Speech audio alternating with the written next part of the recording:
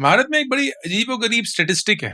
आप जितने पढ़े लिखे हैं ना, उतना ही ज्यादा प्रोबेबिलिटी है कि आप बेरोजगार हैं। झूठ नहीं बोल रहा हूं, सच में। आप जितने पढ़े लिखे हैं, उतनी ही आपकी प्रोबेबिलिटी बढ़ जाती है कि आप बेरोजगार हैं।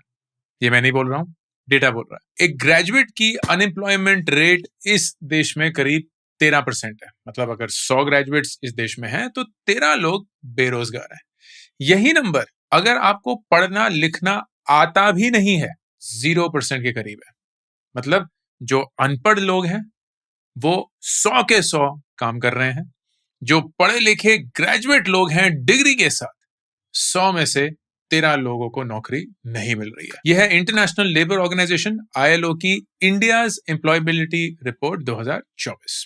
शायद एक साल में कुछ बदलाव आया होगा, लेकिन उसको भी कवर करेंगे। तो इस वीडियो में ये अनपैक करने की कोशिश करेंगे कि ऐसा है क्यों, ऐसा क्या है हमारे ग्रेजुएट्स में जिनकी वजह से वो बेरोजगार हैं, कैसे उसको आप चेंज कर सकते हैं, एंड क्या आने वाले तरीके होने चाहिए for you to not find yourself in this situation. शुरू करने से पहले एक हेडलाइन जो बीच में आई थी और मिसलीडिंग है।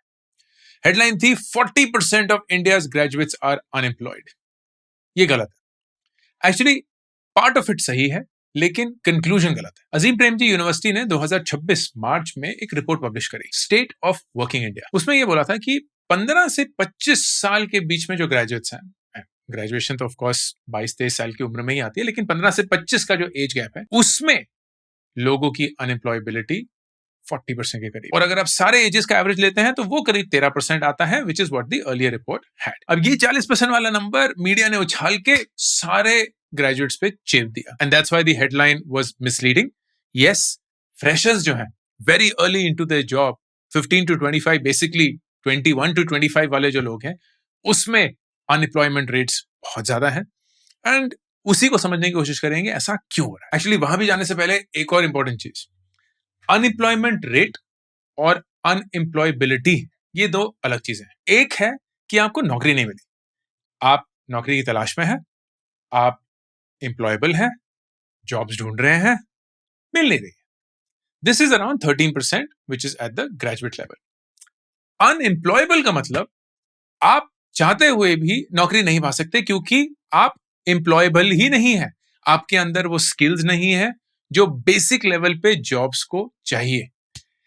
You may think that is not a big problem, surprisingly India में वो और भी बड़ी प्रॉब्लम है। एक रिपोर्ट निकली थी, इंडिया स्किल्स रिपोर्ट 2026। उसमें उन्होंने बोला कि सिर्फ 56% ग्रेजुएट्स एम्प्लॉयबल है। मतलब 44% ग्रेजुएट्स ग्रेजुएट तो कर रहे हैं, लेकिन उनको कोई कंपनी लेगी भी नहीं, क्योंकि उनमें वो बेसिक क्षमता ही नहीं है कोई भी काम करने की। एक और ऐसी स्टडी थी, मर्सर मेटल ने करी थी, which said 43% of graduates are employable. तो ये तो और भी कम हो गया था, क्लेमिंग दैट 57%, मानी आधे से भी ज्यादा ग्रेजुएट्स जो हैं वो एम्प्लॉयबल नहीं है, बेसिक लेवल ऑफ स्किल्स उपलब्धि नहीं है। अब ये सारी चीजें वाकई में हो रही हैं कि नहीं हो रही हैं? मतलब मैं अपने स्टूडियो में बैठा हुआ हूं, आप ये यूट्यूब वीडियो देख रहे हैं, आपके आसपास के लोग काम तो कर रहे हैं, लेकिन प्रॉब्लम क्या इतनी ग्रेव है जितना मैं बता रहा हूं? क्या रियलिटी ये है कि हमारा देश ना बहुत बड़ा है, कोने कोने में, देश प्रदेश में बहुत सारी ऐसी चीजें हुए हैं जिनसे हम वाकिफ नहीं होते हैं, क्योंकि हम अपने ही कुएं के मेंढक बने हुए हैं, अपने ही कुएं में, अपने ही दायरे में अपनी दुनिया जी रहे हैं। तो कोई बड़े शहर में है, कोई अपने कस्बे में है, कोई अपने गांव में है, लेकिन जो आसपास हो रहा है वही हमें लगता है पूरी दुनिया, पूरे देश में हो रहा है। I'll give you some stats. 2025 Rajasthan में स्टेट गवर्नमेंट ने नौकरी निकाली पीएन की। इस काम के लिए बेसिक फॉर्मल एजुकेशन चाहिए, ग्रेजुएशन वगैरह की एलिजिबिलिटी नहीं थी। करीब 25 लाख लोगों ने इस जॉब के लिए अप्लाई किया। उनमें से कई पीएचडी होल्डर्स थे, कई के पास एमबीए की डिग्री। यूपी में 62 मैसेंजर के पोस्ट निकले, एक ऐसी जॉब जिसके लिए 5वीं कक्षा की क्वालिफिकेशन चाहिए थी। 90,000 लोगों ने अप्लाई किया। उसमें 3,700 पीएचडी होल्डर थे, 28,000 पोस्ट ग्रेजुएट थे, 50,000 ग्रेजुएट्स थे। 62 ऐसी जॉब्स के लिए जो 5वीं कक्षा का छात्र भी कर सकता है। और दूसरी साइड पे हमें यह भी पता है कि अगर 13% ओवरऑल अनएम्प्लॉयमेंट रेट है, तो इसका मतलब ये नहीं है कि वो 87% जो है वो अलग सी ही जिंदगी जी रहे हैं ना। उनमें से भी बहुत लोगों की जिंदगी वही झुलसती हुई तनाव भरी है, जिसके बारे में हम अक्सर बात करते हैं कि उनको एक आईटी जॉब मिल गई है, सॉफ्टवेयर इंजीनियर हैं, 3.5-4 लाख रुपए कमा रहे हैं, बड़े से शहर में हैं। इस पैसे में वो क्या ही खर्चा करेंगे, क्या ही बचाएँगे, क्या ही आगे के लिए कुछ प्लान कर पाएँगे। तो वो कायदे से तो उस 87% में आते हैं, लेकिन ज़िंदगी इतनी कुछ अमेज़िंग नहीं है, जितना आपको लगेगा है एज़ कंपेयर्ड टू द 13% जिनके पास जॉब ही नहीं है। Now this reality is even worse for women, जहाँ की एवरेज ग्रेजुएशन अनएम्प्लॉयमेंट 13% है, वुमेन ग्रेजुएट्स के लिए एवरेज अनएम्प्लॉयमेंट 40% है। हाँ, ये हो सकता है कि some females opt out willingly out of the corporate job, but it can't be to the tune of 40%। इस पूरे स्टेटिस्टिक्स में एक सिल्वर लाइनिंग जरूर निकल के आई है। जो अर्ली एज वर्कर्स हैं, less than 5 years of experience, उनमें पहले एक पे गैप होता था बिटवीन मेन एंड वुमेन। वो पे गैप अब काफी हद तक खत्म हो चुका है। On an average women are working and earning just as much as men are in the early part of their career. The unfortunate thing is much lesser women are working as compared to men। इस video को sponsor किया है scalar School of business ने। वो एक 18 महीने का full time PGP चलाते हैं in management and AI out of their Bangalore campus, and उनके थर्ड बैच के लिए I am giving out scholarships worth 20 lakh rupees to one deserving candidate. The good thing that I find about Scaler School of Business is कि वहां classroom में घिसी पिटी theory सिर्फ नहीं पढ़ाई जाती। They are taught by practitioners, people from Uber, from Razorpay, from McKinsey, and they are given real time practical tips on how to win in business. सारे students दो real businesses चलाते हैं as part of the program, which is genuinely the best application of whatever they are running. क्योंकि एक early school है, it reminds me of my ISB days, जहाँ हम भी, मैं 5th batch में था ISB के. We were learning with the school. There was a sense of energy, sense of passion. बहुत अच्छे students थे आसपास, and that's the feel that I get when I see Scalar School of Business. अगला batch 18 सितंबर 2026 को शुरू हो रहा है। जैसे कि मैंने बताया, मैं एक स्टूडेंट को 20 लाख रुपए की स्कॉलरशिप दूंगा। पिन कमेंट और डिस्क्रिप्शन में लिंक है to apply. Please do check them out. This is not a recommendation but a pure sponsorship. अब ये क्यों हो रहा है?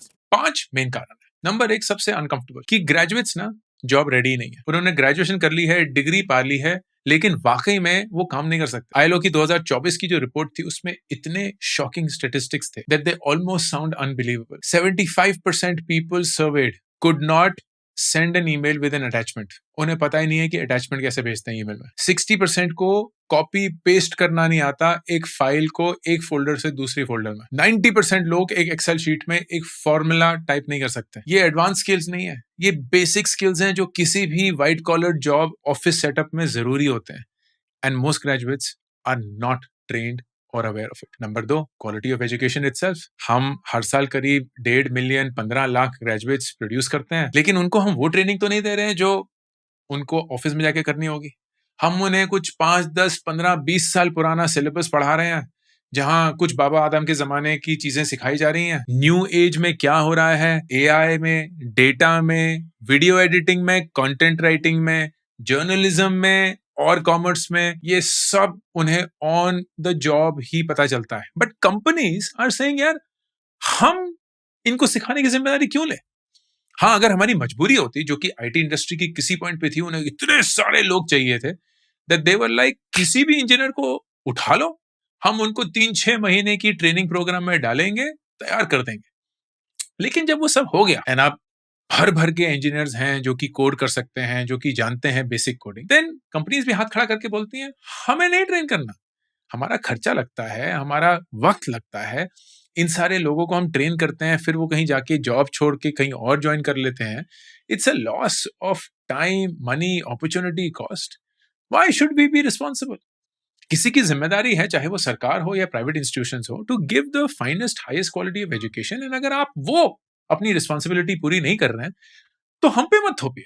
हम तभी वो रिस्पॉन्सिबिलिटी लेंगे when it makes sense to us. But if it doesn't make sense to us, हमने पाठशाला नहीं खोली हुई। तीसरा कारण again is frankly not your fault. इतनी जॉब्स ही नहीं क्रिएट हो रही हैं। Majority of our jobs are still in the agriculture sector. Surprisingly वहां और भी ज्यादा जॉब्स क्रिएट हो रही हैं, but manufacturing, services, the white collar industry is not growing as fast, or certainly not adding enough jobs to fill in and absorb all graduates coming out. चौथा reason is what economists call the aspiration mismatch. होता क्या है कि जब आप graduation करते हैं, 3-4 साल की आपने बैचलर्स डिग्री करी, अपना पैसा खर्च किया, अपना वक्त खर्च किया, आप उसका कुछ आउटकम चाहते हैं, राइट? एक एस्पिरेशन बन जाती है कि इसके बाद हमें एक नौकरी मिलेगी, अच्छे से ऑफिस में काम करेंगे, बढ़िया क्वालिटी ऑफ काम मिलेगा, कम से कम एक अच्छी रिस्पेक्टेबल सैलरी मिलेगी। वो सारी चीजें अगर नहीं मिलती है, you feel like rejecting it, नहीं करना, हम भूखे नंगे मर जाएंगे, लेकिन हम ये फालतू की नौकरी नहीं करेंगे। And that is what also happens to a lot of graduates. They are aspiring for a certain job after they graduate. And अगर वो नहीं मिलता है, they are better off saying नहीं करेंगे नौकरी, घर पे बैठ जाएंगे, कुछ फ्रीलांसिंग कर लेंगे, इनफॉर्मल जॉब मार्केट में घुस जाएंगे, लेकिन फॉर्मली अगर हम कोई जॉब लेंगे तो बढ़िया टर्म्स पे ही लेंगे। And I wouldn't blame them, क्योंकि आपकी फर्स्ट जॉब की फर्स्ट सैलरी काफी हद तक आपका एक बेस सेट कर लेती है। क्योंकि unfortunately in India increments and even job switches happen on a percentage basis. लोग ये नहीं पूछते हैं एट अ कंपनी लेवल कि यार इस रोल के लिए, इस लेवल के लिए क्या सही सैलरी होनी चाहिए, नहीं, वो सबसे पहले ये पूछते हैं आपकी पुरानी सैलरी कितनी थी, उसके ऊपर हम आपको एक जंप दे देंगे। अगर आप सेम कंपनी में हैं तो 5 से 10% इंक्रीमेंट, एंड अगर आप कंपनी स्विच कर रहे हैं तो 15, 20, 25%। लेकिन दैट मीन्स आपका बेस पे ही आपको एक परसेंटेज इंक्रीज मिल रहा है। तो अगर बेस ही कम है, वो परसेंटेज इंक्रीज का क्या कर लेंगे, अचार डालेंगे। And that is why a lot of people are like हमें नहीं करनी 25,000 रुपए महीने की नौकरी। वाइल इट फील्स लाइक हमें एम्प्लॉयमेंट मिलेगी, एक जॉब मिल जाएगी, लेकिन यार 25,000 रुपए से शुरू करेंगे तो 1 लाख पहुंचते पहुंचते 10 साल 20 साल लग जाएंगे। I am much better off waiting to find that 30, 35, 40,000 रुपए की नौकरी than accepting the 25 and getting stuck with it forever. और finally, पांचवी चीज, which is frankly the only चीज that's a recent phenomena, is artificial intelligence. AI के चलते बहुत सारी कंपनीज डाउनसाइज कर रही हैं, राइट साइज कर रही हैं। इसका मतलब उन्हें रियलाइज हो रहा है कि यार एक ही इंसान पहले एक इंसान का काम करता था, अब शायद 2 या 3 का काम कर सकता है यूजिंग AI। अब ये शायद लॉन्ग टर्म में सच होगा, नहीं होगा, वो नहीं पता, लेकिन अभी के लिए तो कंपनीज रियलाइज कर रही हैं कि इतने एग्रेसिवली हमें हायरिंग करने की जरूरत है नहीं जितना पहले होती थी। And the biggest industry that used to do that, the IT industry, is certainly downsizing या right sizing, जहां वो 4-6 लाख नई जॉब्स हर साल ऐड करते थे, पिछले एक साल उन्होंने 30, 40, मैक्सिमम 80,000 जॉब्स ऐड करी होंगी। It's a dip of nearly 70 to 80%। अब वो इसलिए नहीं कर रहे हैं क्योंकि वो ग्रो नहीं कर रहे हैं, in fact if you look at the numbers, वो ग्रो किए जा रहे हैं, रिकॉर्ड प्रॉफिट्स में है वगैरह। It's simply because they realise लोगों की जरूरत नहीं है, बहुत सारी चीजें ऑटोमेट हो चुकी हैं, बहुत सारी चीजें अब एक ही इंसान मल्टीपल लेवल पे हैंडल कर सकता है। तो जहां हमें 3 लोगों की जरूरत थी, वहां शायद एक ही इंसान की जरूरत है, and that's why we are not going to come in. अब ये AI, as I said, recent phenomena है, लेकिन ये कितनी देर तक रहता है और कैसे इन सारी इंडस्ट्रीज को परमानेंटली चेंज कर देता है, that is a harder question to answer. But if you ask me personally, ये मेरी राय है, आई फील फंडामेंटली दुनिया बदल चुकी है। दिस इज परमानेंट चेंज, ये वापस नहीं आने वाला। जैसे 1990 के आसपास इंटरनेट आया था और पूरी दुनिया को अलग लेवल पे चला गया, जहां the richest people, the biggest companies in the world are now technology companies and not oil and gas companies, या not manufacturing companies. The same way, the biggest companies in the next 10 to 20 years will be AI companies and not necessarily old age companies, जो हम आज देखते हैं। इन सब के चलते ना दोस्तों, अगर मैं मुद्दे की बात करूं इस वीडियो में, the biggest realization that has happened, which all of you need to realize, इसकी यार डिग्री ना अब डिफरेंशिएटर नहीं रही। एक टाइम था जब आपकी डिग्री आपको जॉब देती थी। हमारे माँ बाप के समय पे एक डिग्री होना, क्योंकि बहुत कम लोग ग्रेजुएशन करते थे, एक अच्छे कॉलेज से डिग्री होना, क्योंकि बहुत कम लोग उस कॉलेज में घुस पाते थे, all of those were proxies या सिग्नल्स कि आपने लाइफ में कुछ अलग किया है जो बहुत कम लोग कर पाते हैं। लेकिन जब ऑलमोस्ट हर एक इंसान वही सेम चीज करने लगता है, तो फिर डिफरेंस नहीं रहता। इट्स लाइक अगर हर एक इंसान को पार्टिसिपेशन का मेडल मिलना शुरू हो गया, तो मेडल मिलना is not the differentiator, right? First आना इज द डिफरेंशिएटर, क्योंकि फर्स्ट वाले को गोल्ड मेडल मिला है, बाकी सबको एक पार्टिसिपेशन मेडल मिला। लेकिन एक टाइम था जब पार्टिसिपेशन का मेडल नहीं मिलता था, तो जो 3 लोग जीतते थे वो 3 लोग रॉक स्टार्स थे, गोल्ड, सिल्वर, ब्रॉन्ज। उनकी एक अलग औकात, एक अलग हैसियत थी। लेकिन आज वो ब्रॉन्ज वाला बेचारा ऑलमोस्ट दिखाने की कोशिश कर रहा है, भाई मेरे पास ब्रॉन्ज है, ये पार्टिसिपेशन मेडल नहीं है। हाँ, वो थोड़ा सा फीका कलर वैसे ही लग रहा है, लेकिन नहीं नहीं नहीं, ये ब्रॉन्ज है, मैं तीसरे नंबर पे आया हूं। और चौथा वाला बोल रहा है, भाई तूने ऐसा क्या ही उखाड़ लिया, मेरे पास जो मेडल है तुझसे थोड़ा सा ही अलग है, और 10 और लोग हैं या 100 लोग हैं जिनको मेडल मिला है। So you decrease the value of what was once exclusive. Same thing has happened with degrees. पहले कुछ ही लोग करते थे, कुछ ही अच्छे कॉलेजेस से करते थे. अब अच्छे कॉलेजेस भी बढ़ गए हैं, लोग जो डिग्री कर रहे हैं वो भी बढ़ गए हैं. हर एक इंसान MBA है, हर एक इंसान इंजीनियर है, हर एक इंसान CA बनने की कोशिश कर रहा है, हर एक इंसान ने कोई कॉमर्स की डिग्री करी हुई है, हर एक इंसान BA कर रहा है. तो उसकी कोई वैल्यू नहीं रही. वैल्यू अब किस में है? स्किल्स में. What are companies looking for? वो ये नहीं देख रहे हैं अरे बीटेक है हायर कर लो ना, वो देख रहे हैं बीटेक है, हर एक इंसान है, कर क्या सकते हो, कौन सी प्रोग्रामिंग लैंग्वेज आती है, कितना हार्डवेयर समझते हो, कितना मैन्युफैक्चरिंग समझते हो, कितना वाकई में एक इंजीनियर हो. बीकॉम है, हर एक इंसान बीकॉम है. एमकॉम हो, हर एक इंसान एमकॉम है. एक बैलेंस शीट कभी पढ़ी है? एक कैश फ्लो स्टेटमेंट बनाना आता है? टैक्स फाइल करना क्या होता है, कौन कौन से रूल्स होते हैं पता है? इकोनॉमिक्स के बेसिक प्रिंसिपल आते हैं? एक प्राइस डिमांड कर्व प्लॉट कर सकते हो? ये सारी चीजें कंपनीज को चाहिए. सो इफ यू थिंक कि क्लास में बैठ के डिग्री लेकर एक कॉलेज जाकर आपकी नौकरी पक्की है, you are completely wrong my friend. वो दुनिया हमेशा के लिए बदल चुकी है.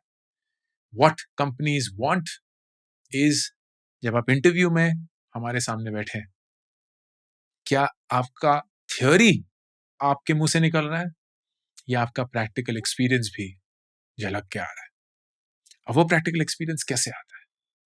What is that you need to do if you want to win in 2026 as a graduate? Number 1, जितना वक्त क्लासरूम में बिताते हैं पढ़ने के लिए, उतना ही वक्त क्लासरूम के बाहर बिताना है पढ़ते हुए. क्लासरूम आपको सिर्फ एक डिग्री दे रही है, जैसे मैंने बताया वो 15-20 साल पुराना कुछ हो सकता है जिसकी आज कोई रेलेवेंस नहीं है, लेकिन जितना वक्त आपको उसके अंदर बिताना ही पड़ेगा क्योंकि अटेंडेंस पॉलिसी है, एग्जाम तो देने ही है, नंबर तो क्लियर करने ही है, वगैरह वगैरह, उतना ही वक्त आपको बाहर बिताना पड़ेगा.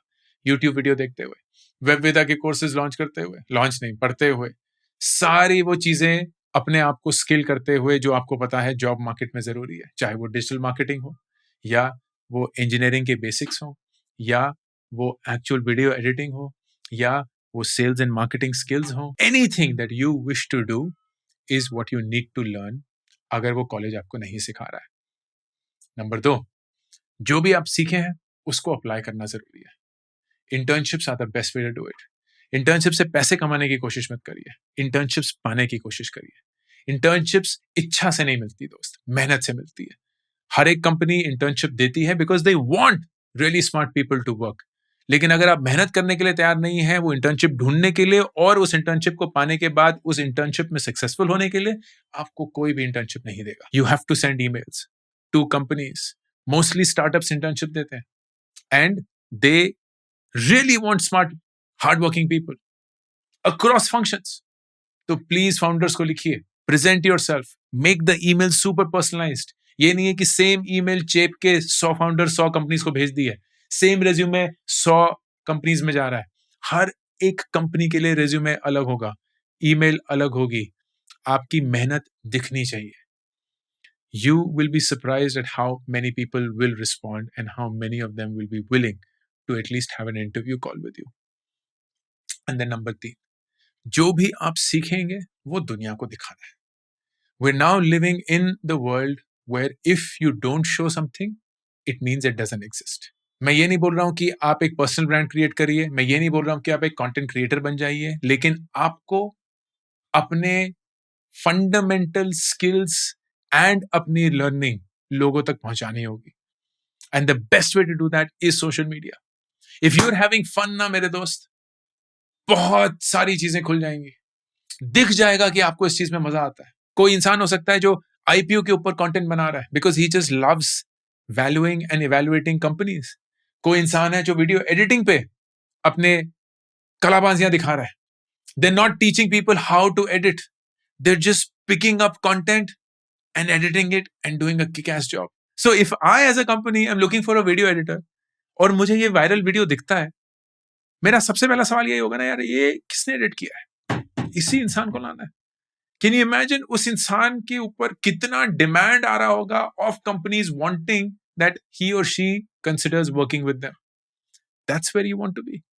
And the best thing is, इसमें किसी का नेटवर्क नहीं चाहिए, जानता मेरा बाप कौन है, जानता मैं कौन से कॉलेज से हूं, मेरे कितने नंबर आए थे. Nobody cares. What they care about is that you can do things that they want from you starting day one. It is absolutely endless how far and wide you can reach if you do things that you thoroughly enjoy. And finally, learn how to communicate. सबसे impressive and addictive quality is confidence.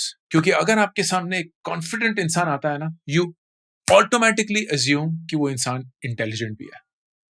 Confidence is a really strong proxy. And सबसे बढ़िया proxy for showing that you are confident is effective communication. अगर वो इंसान जिस भी भाषा में, वो अंग्रेजी हो सकती है, हिंदी हो सकती है, आपकी मातृभाषा हो सकती है, जिस भी भाषा में कॉन्फिडेंटली कम्युनिकेट कर सकता है, एक ऐसे तरीके से जहां आप मुझे समझ पाएंगे, आप हर एक मेरे शब्द को सुन पाएंगे, क्लियरली पता चल जाएगा कि मैं क्या बोलना चाहता हूं.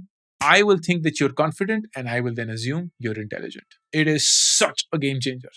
तो बहुत लोगों को मैं ये बोलता हूं कि जब आप एक कोल्ड ईमेल भेजते हैं ना, एक वीडियो भी अटैच कर दीजिए of you shooting a 60-second reel or shot of why they should consider you. A simple video showing that I can speak really well and I mean business. But it starts from you learning how to communicate. जिस भी भाषा में बोल रहा हूं, सिर्फ अंग्रेजी नहीं. ये 4 चीजें अगर आपने कर ली, आप टॉप टीयर में ऑलरेडी पहुंच चुके हैं. क्योंकि ये चीज ना मेहनत से आती है. एंड हम एक ऐसे जमाने में जी रहे हैं जहां मेहनत करना इज एक्चुअली द डिफरेंशिएटर. बहुत लोग मेहनत करना बंद कर चुके हैं क्योंकि चीजें उनको आसान चाहिए. एंड अगर आप मेहनत करने के लिए तैयार हैं, then you can create a very different journey for you. उस 13% में नहीं होना है दोस्त, बॉटम 50% में भी नहीं होना है, टॉप 10% में पहुंचना है. एंड टॉप 10% इस देश में मेहनत करके पहुंचते हैं. ये अंकुर वारिको का ऑफिशियल यूट्यूब करियर चैनल और मैं हूं अंकुर वारिको, साइनिंग ऑफ.